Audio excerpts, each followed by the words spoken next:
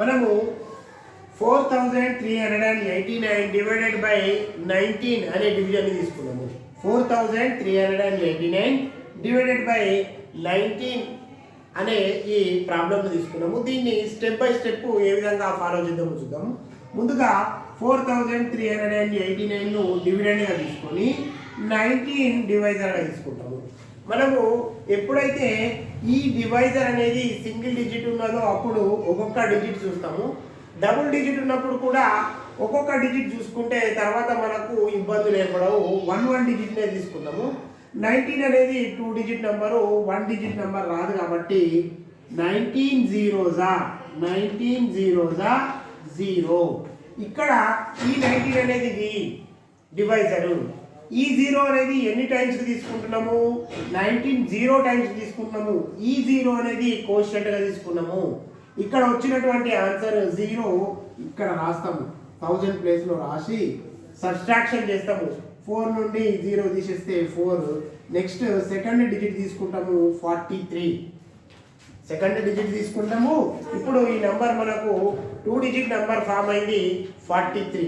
ఈ 43 అనేది 19 టేబుల్లో ఉందా చూస్తాము.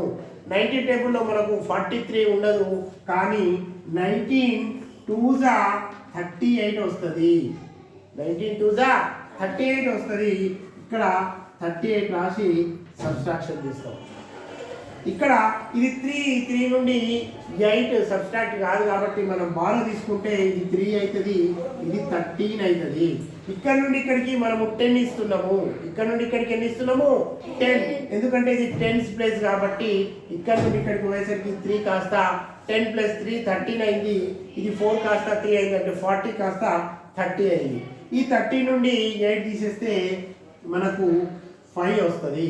ఇక్కడ 3 నుండి 3 తీసేస్తే 0. నెక్స్ట్ డిజిట్ మనం తీసుకున్నాము. ఇక్కడ 19 2 38. ఇక్కడ 2 రాసుకున్నాము, 38 తీసుకున్నాము. తర్వాత నెక్స్ట్ సబ్ట్రాక్షన్ చేస్తే 5 వచ్చింది 8. ఇప్పుడు 19 టేబుల్లో 58 వస్తుందా? రాదు. 19 3 57 వస్తుంది. ఇక్కడ 3 రాస్తాము, ఇక్కడ 57 రాస్తాము, సబ్ట్రాక్షన్ చేస్తాము. ఇక్కడ 57, ఈ 57 ఎక్కడ రాసినాం? ఇక్కడ రాసినాం. ఈ 3 ఎక్కడ రాసినాం? ఇక్కడ రాసినాం. ఈ 19 ఎక్కడ ఉంది? ఇక్కడ ఉంది. తీసేస్తే 8 నుండి 7 సబ్ట్రాక్ట్ చేస్తే 1, 5 నుండి 5 పోతే 0. నెక్స్ట్ డిజిట్ తీసుకుంటాము. 9 ఉంది.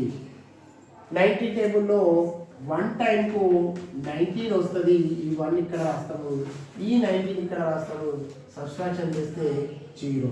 దీన్ని మనము రిమైండర్ అంటాము, దీన్ని కోషంట్ అంటాము, దీన్ని డివిడెండ్ అంటాము, దీన్ని డివైజర్ అంటాము. ఒకసారి చూడండి. 4389 అనే నంబర్ను మనం 19 తోని డివిజన్ చేస్తున్నాము. 4389ను 19 తోని డివిజన్ చేస్తున్నాము.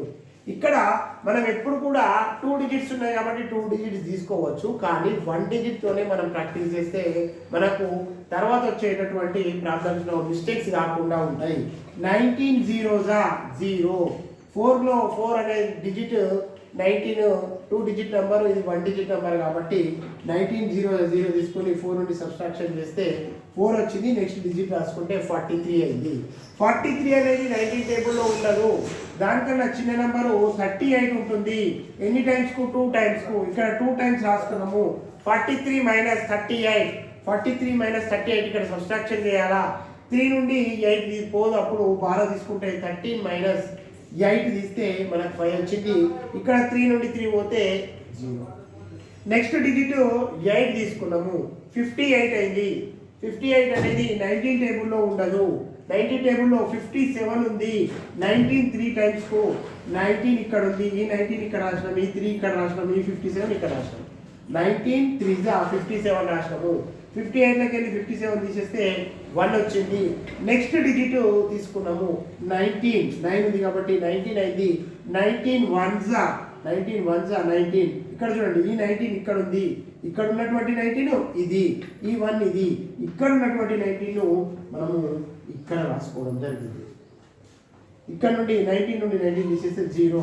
దీన్ని మనము రిమైండర్ అన్నాము, దీన్ని కోషంట్ అన్నాము, దీన్ని డివైజర్ అన్నాము.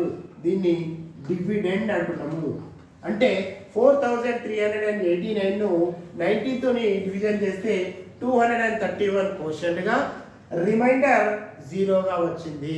ఈ విధంగా మనం మరి ఇప్పుడు మనం చేసినటువంటి ఇది కరెక్టా తప్ప కూడా మనమే చెక్ చేసుకోవచ్చు.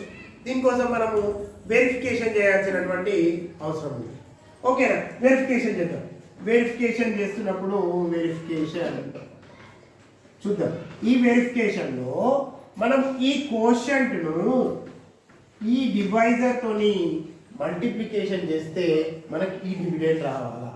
వచ్చినటువంటి ఆన్సర్కు మనము ఏం చేస్తాము, రిమైండర్ యాడ్ చేస్తే డివిడెండ్ వస్తుంది. మనకు 0 వచ్చింది కాబట్టి మనం యాడ్ చేయాల్సిన అవసరం లేదు.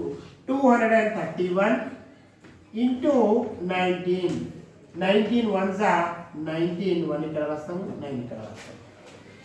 19 3 57, 1 58, 5 ముందు రాసుకోవాలి, తర్వాత 8 58. 19 2 38, 38కు 5 కలిపితే 43.